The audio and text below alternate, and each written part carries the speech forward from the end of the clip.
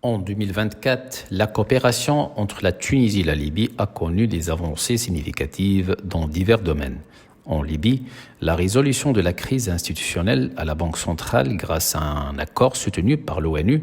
a permis de moderniser le système financier avec des réformes telles que la création de plateformes de paiement instantané et la réduction des frais de transaction, bien que des risques subsistent encore pour les réserves de devises étrangères en cas de baisse des revenus pétroliers, qui représentent bien évidemment 97% des recettes de l'État. En Tunisie, la Banque centrale a maintenu son taux directeur à 8%, malgré une inflation stable à 6,7%, tandis que les revenus de tourisme et les transferts de la diaspora ont renforcé les réserves en devises. Le pays a également adopté une version plutôt amendée de la loi de finances 2025, introduisant des réformes fiscales plus progressives. Sur le plan énergétique, la Tunisie ambitionne de devenir un hub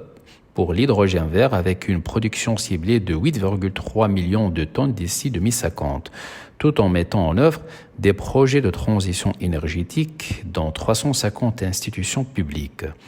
La coopération bilatérale entre les deux pays a été renforcée dans les domaines sociaux avec un accord visant l'amélioration des services sociaux et la formation des travailleurs, ainsi que dans les secteurs de l'emploi et de la formation professionnelle avec des programmes adaptés aux besoins des deux marchés de travail.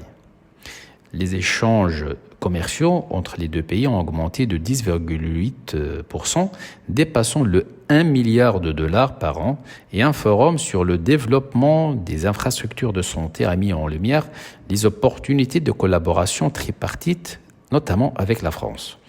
Par ailleurs, les investissements stratégiques tels que le 80 millions de dollars de la BERD pour soutenir les entreprises nord-africaines et un financement de 7 millions de dollars par un fonds onusien pour des projets agricoles en Tunisie illustrent les efforts pour promouvoir le développement économique et social tout en réduisant les disparités régionales et en soutenant les secteurs stratégiques comme l'énergie, la santé et les phosphates.